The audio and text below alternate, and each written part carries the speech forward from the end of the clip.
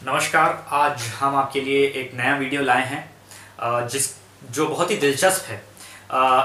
बीते दिनों की घटनाओं को ध्यान में रखते हुए हमने ये वीडियो बनाने का फैसला किया है। आप जानते ही होंगे कि जम्मू और कश्मीर में बहुत ही अशांति का माहौल रहा। वहाँ आर्मी के जवानों और पुलिस के जवानों को अपनी जान से हाथ धोना पड़ा क्योंकि वहाँ आतंकवादी हमले हुए।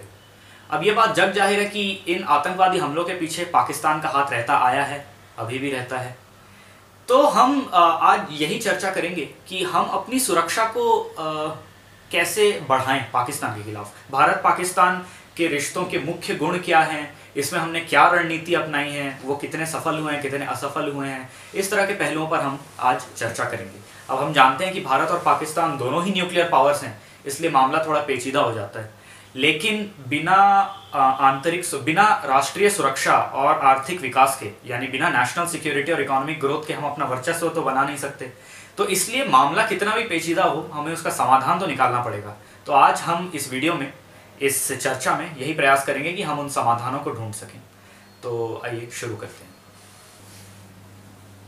तो कोई भी स्ट्रैटेजी डिस्कस करने से पहले हमें ये क्लियर हो जाना चाहिए कि पाकिस्तान कोई ऐसी एक यूनिफॉर्म कंट्री नहीं है कि आप किसी को भी पिक कर लेंगे और उस पर आप एक स्ट्रैटेजी लगा देंगे। There is no strategy which can be said as one size fits all.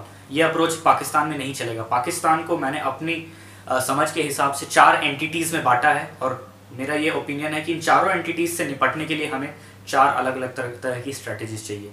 तो ये 4 मुख्य तरह की जो मैंने 4 डिविजन्स में बांटे हैं पाकिस्तान को, वो सबसे पहले तो पाकिस्तान की आर्मी, जो पाकिस्तान की सेना है। दूसरा एंटिटी है एंटी इंडिया फोर्सेस, जो भारत के खिलाफ काम करते हैं। वैसे पाकिस्तान आर्मी भी एक एंटी इंडिया फोर्स ही है, पर फिर भी इनकी विशिष्ट योग्यता है एंटी इंडिया होना। तो उनमें आते हैं टेररिस्ट, जमात उद दवा, जैश ए मोहम्मद जैसे, और साथ ही पाकिस्तान की जो इंटेलिजेंस एजेंसी है ISI, ये काफ़ी एक एंटी इंडिया एजेंसी है और ये काफ़ी ऑपरेशंस इंडिया के खिलाफ करती है।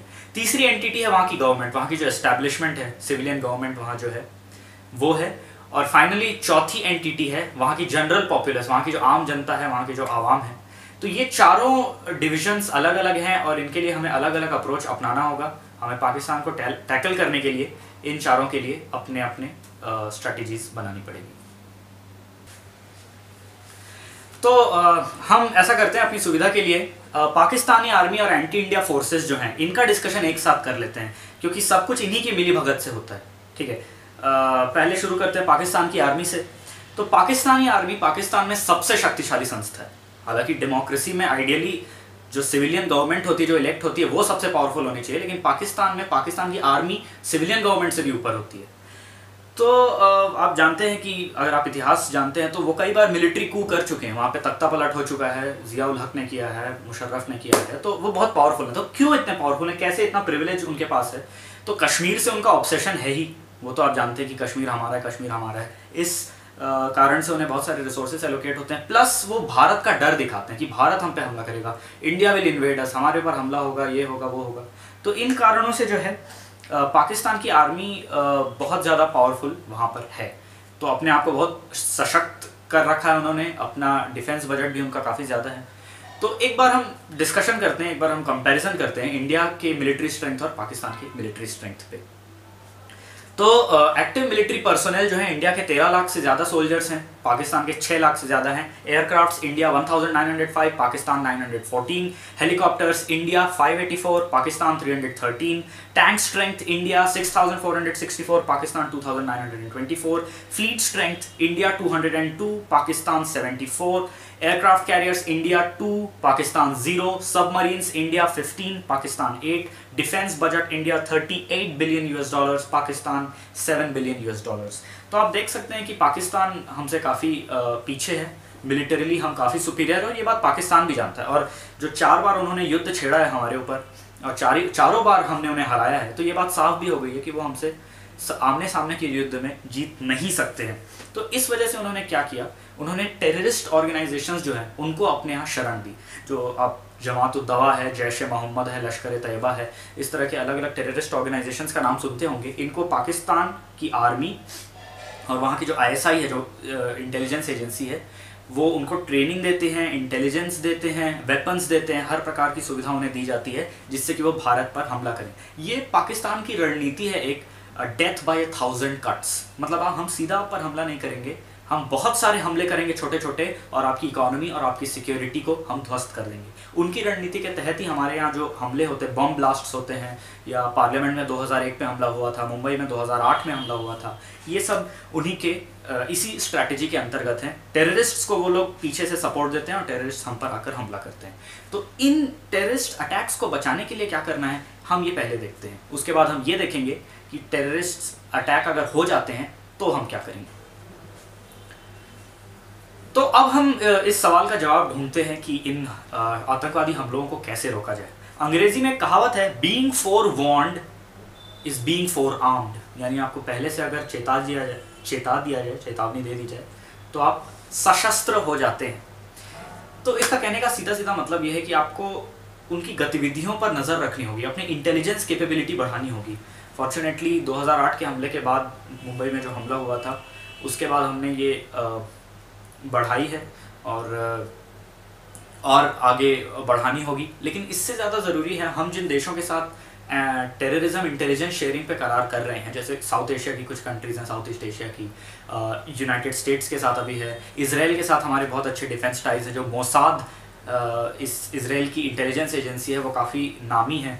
उस तरह यूएस की CIA है। तो ये सारी इंटेलिजेंस एजेंसीज के साथ अगर हम इंफॉर्मेशन शेयर करेंगे तो हमें बहुत ज़्यादा ही चांस रहेगा कि हम उनकी गतिविधियों का पहले ही पता लगा लें और उसे होने ही ना दें। ये सबसे अच्छा तरीका है। दूसरा तरीका ये होता है कि आप उन्हें डराएं यानी खोखला नहीं, डराएं यानी उनके मन में डर होना चाहिए। कोवर्ट ऑपरेशंस, जैसे पाकिस्तान की जो इंटेलिजेंस एजेंसी है ISI, वो कोवर्ट ऑपरेशंस इंडिया के खिलाफ बहुत करती है, जैसा कि हम पिछले सेक्शन में डिस्कस कर चुके हैं। कश्मीर में बहुत सारे सेपरेटिस्ट्स को घुसाया जाता है, मिलिटेंट्स को घुसाया जाता है, जिससे वहाँ की शांति भंग हो सके। जैसा अभी हमने पिछले कुछ दिनों में देखा है, जब खालिस्तान की डिमांड चल रही थी 1970s और 80s में, तभी भी ISI ने वो टेररिस्ट्स को काफ़ी फंडिंग वगैरह दी थी इंडिया के खिलाफ काम करने का। आप में से पता नहीं कितने लोग जानते हैं कि बलूचिस्तान जो पाकिस्तान का एक प्रोविंस है, उसमें पाकिस्तान बहुत ज़्यादा वहाँ एट्रोसिटीज़ करता है बलोच लोगों पे। तो ये हम वहाँ पे, ऐसा कुछ भी ऑफिशियल नहीं है ये, लेकिन हम वहाँ के सेपरेटिस्ट्स को हम भी सपोर्ट करते हैं। तो हमारा ये टारगेट होना चाहिए कि हम उन्हें डराएं इस बात से लेके। जैसे कि अजीत डोवाल ने एक कॉन्फ्रेंस में खुला कह दिया था खुले रूप से कि हमारी पॉलिसी कुछ ऐसी होनी चाहिए कि पाकिस्तान तक ये सीधा मैसेज जाए, if there is one more attack, if there is one more Mumbai, अगर आपने मुंबई जैसा एक और हमला किया, you are going to lose Balochistan, आप बलूचिस्तान खो देंगे। और ये खोखला दावा इसलिए नहीं है क्योंकि बांग्लादेश एक बार अलग हो चुका है, उन्हें मालूम है हमारी ताकत क्या है और हमें इस बात का फ़ायदा उठाना चाहिए। प्लस एक शिकायत मुझे हमारी मीडिया से, बलूचिस्तान पर कोई चर्चा नहीं होती कभी भी। अभी मैं इसके लिए रिसर्च कर रहा था तो मैं पढ़ रहा था कुछ कॉन्फ्रेंस वगैरह हुई कि बलोच लोगों पे जो अत्याचार हो रहा है वो क्यों हो रहा है और उसका क्या समाधान है। और हमारी मीडिया, जब पाकिस्तान की ऑफिशियल टेलीविज़न कश्मीर का न्यूज़ दिखाती है तोड़ मरोड़ के, और हमारी मीडिया इस चीज़ को लेके बिजी है कि जनरल VK सिंह ने क्या कहा, मोदी साहब के सूट की कीमत क्या है, ये है, पूरा प्राइम टाइम हो जाता है इस चीज़ पर। तो हमें प्रायोरिटीज़ अपनी चेंज करनी पड़ेगी। बलूचिस्तान की कंडीशंस को दिखाकर हमें पाकिस्तान पे प्रेशर बनाना पड़ेगा इंटरनेशनल लेवल पे। तो ये दो चीज़ करते हुए हम पाकिस्तान पे एक बहुत ज़बरदस्त प्रेशर बना सकते हैं कि अगर आप कोवर्ट ऑपरेशंस कर सकते हैं तो हम भी कोवर्ट ऑपरेशंस कर सकते हैं, और हमारे पास ज़्यादा ताकत है, हमारे पास ज़्यादा अच्छी तकनीक है। तो ये दो तरीके हैं मुख्यतः जिससे हम कोवर्ट ऑपरेशंस को रोक सकें। अब हम अगले सेक्शन में ये देखेंगे कि अगर हमला हो जाता है, खुदा ना खास्ता अगर ऐसा हमला हो जाता है भारत में जैसा कि मुंबई में हुआ, तो फिर हम क्या करेंगे। 2001 में जब भारत की संसद पर हमला हुआ था, तब हम एक मिलिट्री डॉक्ट्रिन फॉलो करते थे जिसका नाम है सुंदर जी डॉक्ट्रिन। इस डॉक्ट्रिन के अंतर्गत ये होता था कि होल्डिंग कोर, जो कुछ सोल्जर्स के ग्रुप को कोर कहा जाता है, तो होल्डिंग कोर जो है वो बॉर्डर पे रहेगी और अगर पाकिस्तान की तरफ से कोई भी ऑफेंसिव होता है तो उसे रोकेगी। और हमारी जो स्ट्राइक कोर है जिनका काम है हमला करना, वो भारत में बॉर्डर से काफ़ी दूर अंदर रहेगी। तो ये था कि होल्डिंग कोर रोक के रखेगी और तब तक स्ट्राइक कोर आएगी बॉर्डर पे और बॉर्डर के उस पार जाकर फिर अपना काम करेगी। तो ये डॉक्ट्रिन वॉर के लिए ठीक था, जब सामने फेस टू फेस वॉर हो रहा है और सब चीज़ हो रहा है। पर 2001 में एक ओपन वॉरफेयर नहीं हुआ था। 2001 में ये कोवर्ट ऑपरेशन से उन्होंने हमारी संसद पर हमला करवाया था। तो वहाँ होल्डिंग कोर तो थे ही, पर ये जो स्ट्राइक कोर थे हमें इनको मोबिलाइज करने में 21 दिन लग गए, 3 हफ्ते। और 3 हफ्ते बहुत बड़ा समय होता है। इसके तहत क्या हो गया कि पाकिस्तान ने डिनाउंस कर दिया टेररिज्म को कि नहीं, टेररिज्म गलत है, हम सपोर्ट नहीं करते, हमारे सॉइल पे कुछ टेररिज्म नहीं हो रहा है, ये नहीं है। इंटरनेशनल प्रेशर आ गया, सब यूएस और चाइना और ये सब बड़े बड़े जो पावर्स हैं वो मतलब रोक दिए। तो हम ट्रूप्स मोबिलाइज करके भी युद्ध पे जा नहीं पाए। तो फिर 2004 में हमने एक नई डॉक्ट्रिन बनाई जिसे कहा जाता है कोल्ड स्टार्ट डॉक्ट्रिन। अब देखिए, जैसे मैंने कोवर्ट ऑपरेशंस आपको बताया बलूचिस्तान में करना है, वो भी ऑफिशियल नहीं होता, उसी प्रकार कोल्ड स्टार्ट डॉक्ट्रिन भी ऑफिशियल नहीं है। आप जाके डिफेंस मिनिस्टर से पूछेंगे तो डिफेंस मिनिस्टर नहीं बोलेंगे कि हाँ भाई कोल्ड स्टार्ट डॉक्ट्रिन हमारा एक डॉक्ट्रिन है। तो कोल्ड स्टार्ट डॉक्ट्रिन में क्या होता है, ये जो स्ट्राइक कोर जो मैं कह रहा था, जो भारत के बीच में बॉर्डर से दूर थे, ये छोटी छोटी टुकड़ियों में बॉर्डर पे ही प्रेजेंट रहेंगे। और ऐसी कोई भी स्थिति आती है कि ऐसा कोई आतंकवादी हमला हुआ है और हमें जवाब देना है पाकिस्तान को, तो ये 48 घंटों में इन्हें मोबिलाइज किया जा सकता है। 48 घंटों में ये मोबिलाइज होंगे, बॉर्डर के उस पार जाएंगे, अपना काम करेंगे और वो पोजीशंस होल्ड कर लेंगे। अब वो पोजीशंस होल्ड करने का फ़ायदा ये होगा कि एक बार आप पोजीशन होल्ड कर लिए, फिर आप एक नेगोशिएटिंग टेबल पे आएंगे। वहाँ पे बड़े बड़े पावर्स होंगे, यूएस, चाइना, इंग्लैंड और पाकिस्तान होगा और भारत होगा, यूजुअली ऐसा ही होता है। तब हम अपनी शर्तें उन पे लाद सकते हैं कि आप अपने टेररिस्ट कैंप्स हटाइए, हमारे हवाले करिए, या फिर जैसे सीज फायर वायलेशन आप सुनते रहते हैं। सीज फायर वायलेशन क्यों होते हैं? क्योंकि इंडिया और पाकिस्तान का बॉर्डर अच्छी तरह से सील्ड नहीं है कश्मीर में। तो अगर हम वहाँ एक अच्छा बॉर्डर बना लेते हैं, फेंसिंग अच्छे से कर लेंगे, तो वो उनके मिलिटेंट्स जो हैं वो आ नहीं पाएंगे। और यही हम फेंसेस बना ना पाएँ, इसके लिए वो बार बार सीज फायर वायलेशन करते रहते हैं, वो बार बार हमला करते रहते हैं, ताकि उस एरिया में कभी स्टेबिलिटी और पीस ना हो और हम वो फेंस बना ना पाएँ। तो ये काम हम कर सकते हैं। कहने का मतलब ये है कि कोल्ड स्टार्ट डॉक्ट्रिन में एक बार आप पाकिस्तान के एरिया में घुस गए और उनकी कुछ पोजीशंस पर कवर कर लिया, तो आप नेगोशिएटिंग टेबल पर आकर उन जगहों को वापस देने के बदले अपनी कई सारी शर्तें मनवा सकते हैं। अब 2008 के मुंबई अटैक के बाद ये क्यों नहीं हुआ, ये मेरी समझ से परे है। मैंने बहुत बार इधर यहाँ वहाँ सर्च किया, थोड़ा रिसर्च किया, कुछ आंसर्स पढ़े कोरा पे भी, तो बहुत ही रिडिकुलस आंसर था कि ये हो जाएगा, न्यूक्लियर वॉर हो जाएगा, ऐसा वैसा है। तो इसी चीज़ को लेके अब हम न्यूक्लियर वॉर पे आते हैं कि क्या हम उनसे युद्ध करेंगे तो ये एक न्यूक्लियर वॉर में तब्दील हो सकता है। सारे मिलिट्री एक्सपर्ट्स मानते हैं, और मेरे ख्याल से सही भी है, कि nuclear war is a bluff, nuclear war जैसा कुछ नहीं होने वाला। क्योंकि अगर पाकिस्तान, देखिए ये जो कोल्ड स्टार्ट डॉक्ट्रिन है, इसके खिलाफ पाकिस्तान ने एक स्ट्रैटेजी बनाई है जिसे वो टैक्टिकल न्यूक्स कहते हैं, टैक्टिकल न्यूक्स।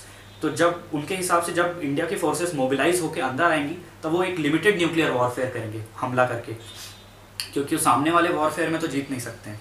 तो लिमिटेड न्यूक्लियर वॉरफेयर जैसा कुछ नहीं होता। आपने एक भी न्यूक्लियर बॉम्ब गिराया तो भारत इतना मैसिव रिटेलिएशन करेगा न्यूक्लियर वॉर का, बॉम्ब्स का, कि Pakistan will be finished, and Pakistan knows that. तो न्यूक्लियर वॉरफेयर होना तो बड़ा मुश्किल है।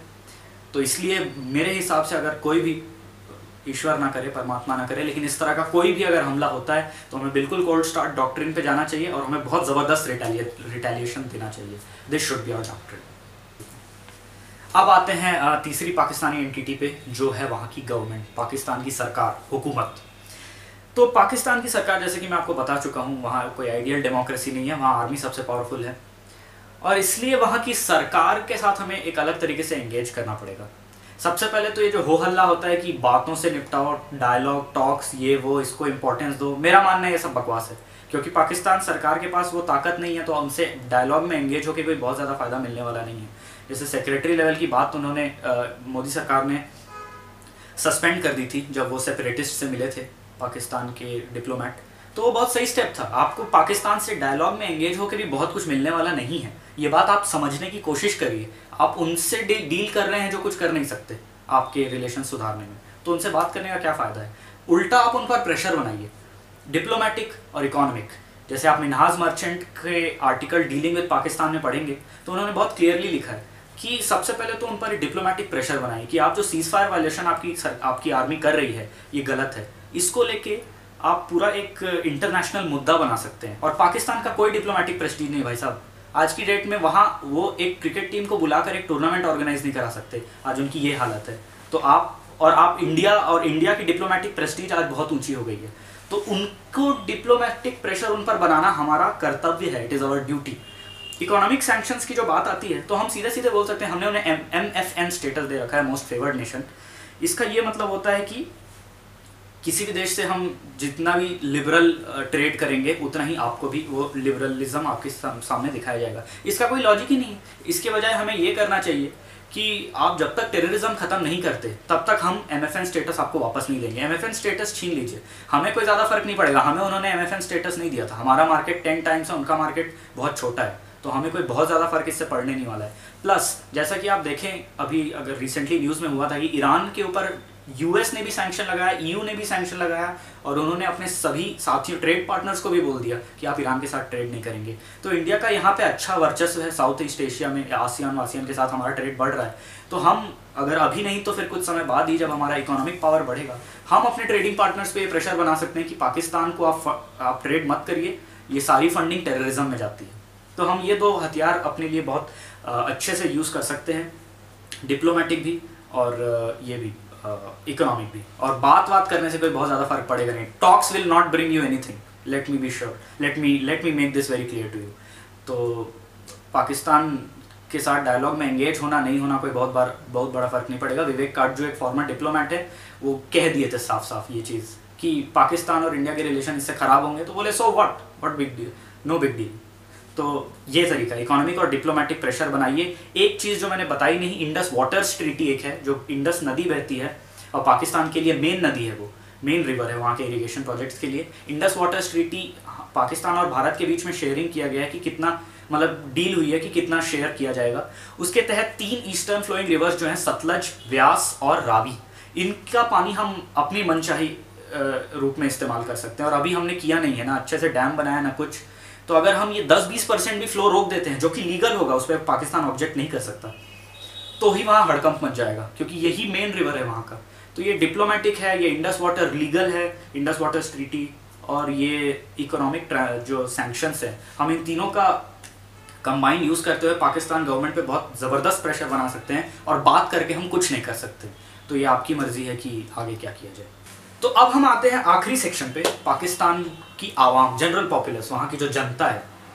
तो देखिए, यहाँ पे ये एक्चुअली एक एरिया है जहाँ हम उनसे एंगेज कर सकते हैं, और इस स्फीयर में हम काफ़ी आगे बढ़ सकते हैं एक दूसरे के साथ। क्योंकि आप जानते हैं कि हम लोग काफ़ी पॉपुलर हैं, मतलब दोनों ही जगह। जैसे पाकिस्तान के कई कलाकार हैं, आप जैसे जल बैंड ले लीजिए म्यूज़िक के लिए, नुसरत फ़तेह अली खान साहब का बहुत नाम है, अली ज़फ़र हैं, और अभी फिल्म आई थी उसमें फवाद खान जो है, उनके पीछे तो पता नहीं भारत की कई लड़कियां पागल ही हो गई। जो भी कारण हो, पर जो भी है, मैं आपको बताना ये चाह रहा हूँ कि वहाँ के लोग यहाँ काफ़ी पॉपुलर हैं। इसी प्रकार हमारे भी जो टीवी स्टार्स हैं, टीवी सीरियल्स हैं, हमारे यहाँ जो बॉलीवुड में फिल्में बनती हैं, जो हमारे बॉलीवुड में गाने बनते हैं, ये भी वहाँ बहुत पॉपुलर हैं। तो हम आपस में काफ़ी करीब हैं। और क्रिकेट तो है ही, क्रिकेट तो खैर काफ़ी अच्छा एंगेज करते हैं। तो मतलब दोनों ही देशों में बहुत पैशन है क्रिकेट को लेके। तो मुझे ये समझ में नहीं आता कि ये जो IPL का नियम है कि पाकिस्तान के खिलाड़ियों को नहीं खेलने देंगे और कमेंटेटर्स को आने देंगे, सबसे बड़ी बात तो ये तो लॉजिक के ही बाहर है।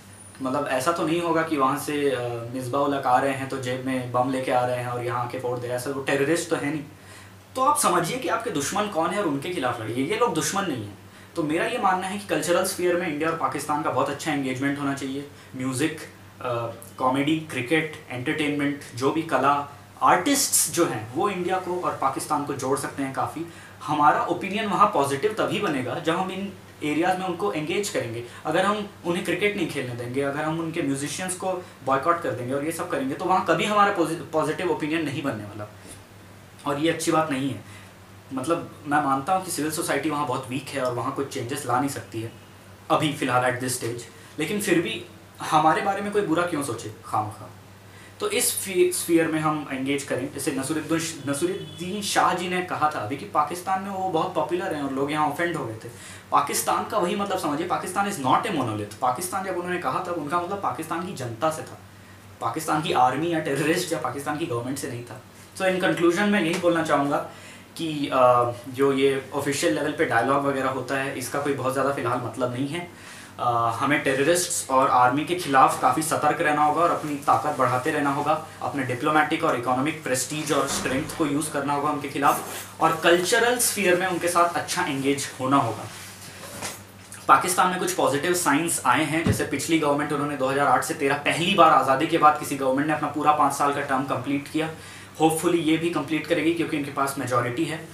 और इसी तरह अगर 2-3 बार हो जाती है और वहाँ सिविलियन गवर्नमेंट स्टेबलाइज हो जाती है और आर्मी से ज़्यादा पावरफुल हो जाती है, तब ये स्कोप बनता है कि हम उनसे एंगेज करें डायलॉग में और हमारे रिलेशंस उनसे सुधरें। तब तक हम कुछ नहीं कर सकते, हमें सिर्फ कल्चरल स्फीयर से संतोष करना पड़ेगा और उनके बाकी सब एस्टैब्लिशमेंट से लड़ने के लिए तैयार रहना होगा।